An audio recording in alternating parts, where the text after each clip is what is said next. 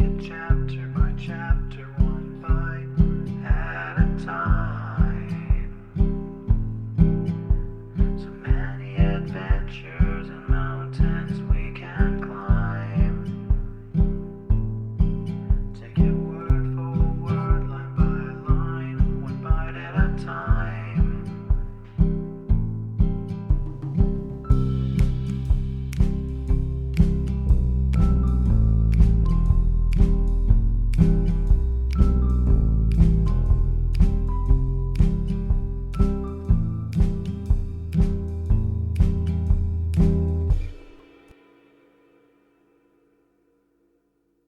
Welcome to Bite at a Time Books, where we read you your favorite classics one bite at a time.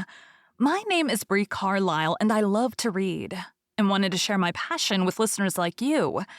If you want to know what's coming next and vote on upcoming books, sign up for our newsletter at biteatatimebooks.com. You'll also find our new t-shirts in the shop, including podcast shirts and quote shirts from your favorite classic novels. Be sure to follow my show on your favorite podcast platform so you get all the new episodes. You can find most of our links in the show notes. But also our website, biteatatimebooks.com, includes all of the links for our show, including to our Patreon to support the show, and YouTube, where we have special behind the narration of the episodes. We're part of the Bite at a Time Books Productions Network. If you'd also like to hear what inspired your favorite classic authors to write their novels, and what was going on in the world at the time, check out the Bite at a Time Books Behind the Story podcast, wherever you listen to podcasts. Please note, while we try to keep the text as close to the original as possible, some words have been changed to honor the marginalized communities who've identified the words as harmful, and to stay in alignment with Bite at a Time Books' brand values. Today we'll be continuing Great Expectations by Charles Dickens. Chapter 56. He lay in prison very ill.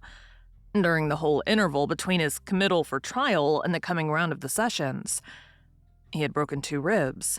They had wounded one of his lungs, and he breathed with great pain and difficulty, which increased daily. It was a consequence of his hurt that he spoke so low as to be scarcely audible. Therefore he spoke very little. But he was ever ready to listen to me, and it became the first duty of my life to say to him and read to him what I knew he ought to hear. Being far too ill to remain in the common prison, he was removed, after the first day or so, into the infirmary. This gave me opportunities of being with him that I could not otherwise have had, and but for his illness he would have been put in irons, for he was regarded as a determined prison breaker, and I know not what else. Although I saw him every day, it was for only a short time. Hence, the regularly recurring spaces of our separation were long enough to record on his face any slight changes that occurred in his physical state. I do not recollect that I once saw any change in it for the better. He wasted and became slowly weaker and worse day by day from the day when the prison door closed upon him. The kind of submission or resignation that he showed was that of a man who was tired out. I sometimes derived an impression from his manner or from a whispered word or two which escaped him, and he pondered over the question whether he might have been a better man under better circumstances. But he never justified himself by a hint tending that way, or tried to bend the past out of its eternal shape.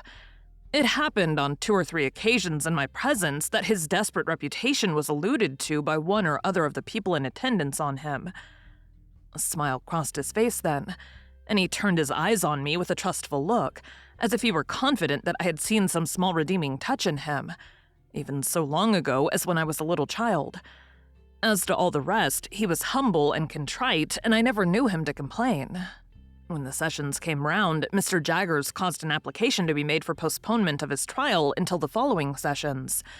It was obviously made with the assurance that he could not live so long, and was refused. The trial came on at once, and when he was put to the bar, he was seated in a chair. No objection was made to my getting close to the dock, on the outside of it, and holding the hand that he stretched forth to me. The trial was very short and very clear. Such things as could be said for him were said, how he had taken to industrious habits and had thriven lawfully and reputably. But nothing could unsay the fact that he had returned, and was there in presence of the judge and jury. It was impossible to try him for that, and do otherwise than find him guilty. At that time, it was the custom, as I learnt from my terrible experience of that sessions, to devote a concluding day to the passing of sentences, and to make a finishing effect with the sentence of death. But for the indelible picture that my remembrance now holds before me, I could scarcely believe, even as I write these words, that I saw 32 men and women put before the judge to receive that sentence together. Foremost among the 32 was he, seated that he might get breath enough to keep life in him. The whole scene starts out again in the vivid colors of the moment, down to the drops of April rain on the windows of the court, glittering in the rays of April sun.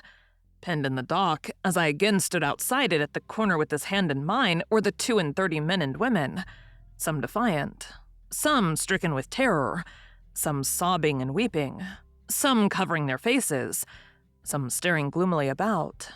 There had been shrieks from among the women convicts, but they had been stilled, and a hush had succeeded. The sheriffs with their great chains and nosegays, other civic gewgaws and monsters, criers, ushers, a great gallery full of people, a large theatrical audience, looked on as the 32 and the judge were solemnly confronted. Then the judge addressed them. Among the wretched creatures before him, whom he must single out for special address, was one who, almost from his infancy, had been an offender against the laws, who after repeated imprisonments and punishments had been at length sentenced to exile for a term of years, and who, under circumstances of great violence and daring, had made his escape and been resentenced to exile for life. That miserable man would seem for a time to have become convinced of his errors, and far removed from the scenes of his old offenses, and to have lived a peaceable and honest life. But in a fatal moment, yielding to those propensities and passions, the indulgence of which had so long rendered him a scourge to society, he had quitted his haven of rest and repentance, and had come back to the country where he was proscribed. Being here presently denounced, he had for a time succeeded in evading the officers of justice, but being at length seized while in the act of flight, he had resisted them, and had, he best knew whether by express design or in the blindness of his hardihood, caused the death of his denouncer, to whom his whole career was known.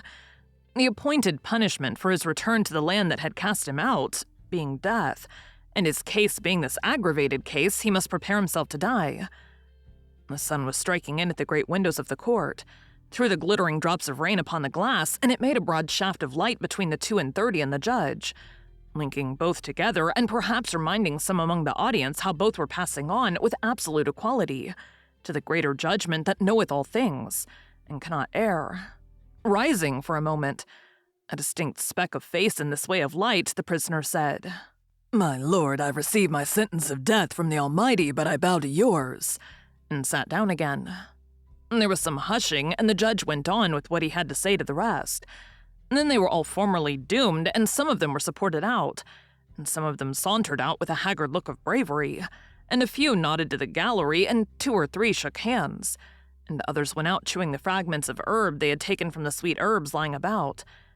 He went last of all, because of having to be helped from his chair, and to go very slowly, and he held my hand while all the others were removed, and while the audience got up, putting their dresses right, as they might at church or elsewhere, and pointed down at this criminal or at that, and most of all at him and me.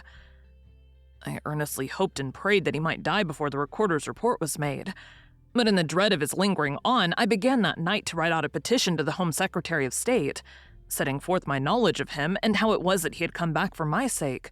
I wrote it as fervently and pathetically as I could, and when I had finished it and sent it in, I wrote out other petitions to such men in authority as I hoped were the most merciful, and drew up one to the Crown itself. For several days and nights after he was sentenced, I took no rest except when I fell asleep in my chair, but was wholly absorbed in these appeals. And after I had sent them in, I could not keep away from the places where they were, but felt as if they were more hopeful and less desperate when I was near them. In this unreasonable restlessness and pain of mind, I would roam the streets of an evening, wandering by those offices and houses where I had left the petitions. To the present hour, the weary western streets of London on a cold, dusty spring night, with the ranges of stern, shut-up mansions and their long rows of lamps, are melancholy to me from this association. The daily visits I could make him were shortened now, and he was more strictly kept. Seeing or fancying that I was suspected of an intention of carrying poison to him, I asked to be searched before I sat down at his bedside, and told the officer who was always there that I was willing to do anything that would assure him of the singleness of my designs. Nobody was hard with him or with me. There was duty to be done, and it was done, but not harshly. The officer always gave me the assurance that he was worse, and some other sick prisoners in the room, and some other prisoners who attended on them as sick nurses, malefactors, but not incapable of kindness, God be thanked, always joined in the same report. As the days went on, I noticed more and more that he would lie placidly looking at the white ceiling, with an absence of light in his face until some word of mine brightened it for an instant, and then it would subside again. Sometimes he was almost or quite unable to speak. Then he would answer me with slight pressures on my hand, and I grew to understand his meaning very well. The number of the days had risen to 10, when I saw a greater change in him than I had seen yet.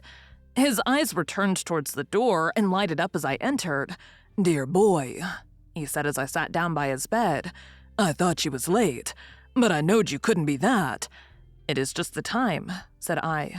"I waited for it at the gate." "You always waits at the gate, don't you, dear boy?" "Yes, not to lose a moment of the time." "Thank ye, dear boy, thank ye. God bless you, you've never deserted me, dear boy." I pressed his hand in silence, for I could not forget that I had once meant to desert him. "And what's the best of all," he said, "you've been more comfortable alonger me since I was under a dark cloud, and when the sun shone, that's best of all." He lay on his back, breathing with great difficulty. Do what he would, and love me though he did, the light left his face ever and again, and a film came over the placid look at the white ceiling. "Are you in much pain today?" "I don't complain of none, dear boy." "You never do complain." He had spoken his last words. He smiled, and I understood his touch to mean that he wished to lift my hand, and I lay it on his breast. I laid it there, and he smiled again, and put both his hands upon it. The allotted time ran out while we were thus. Looking round, I found the governor of the prison standing near me, and he whispered, "You needn't go yet." I thanked him gratefully and asked, "Might I speak to him? If he can hear me?" The governor stepped aside and beckoned the officer away. The change, though it was made without noise, drew back the film from the placid look at the white ceiling, and he looked most affectionately at me. "Dear Magwitch, I must tell you now at last. You understand what I say?" A gentle pressure on my hand. "You had a child once whom you loved and lost." A stronger pressure on my hand. "She lived and found powerful friends. She's living now. She's a lady and very beautiful, and I love her." With a last faint effort, which would have been powerless but for my yielding to it and assisting it, he raised my hand to his lips. Then he gently let it sink upon his breast again, with his own hands lying on it. The placid look at the white ceiling came back and passed away, and his head dropped quietly on his breast. Mindful then of what we had read together, I thought of the 2 men who went up into the temple to pray, and I knew there were no better words that I could say beside his bed then. "O Lord, be merciful to him, a sinner." Thank you for joining Bite at a Time Books today, while we read a bite of one of your favorite classics. Again, my name is Bree Carlile, and I hope you come back tomorrow for the next bite of Great Expectations. Don't forget to sign up for our newsletter at biteatatimebooks.com and check out the shop. You can check out the show notes or our website, biteatatimebooks.com, for the rest of the links for our show. We'd love to hear from you on social media as well.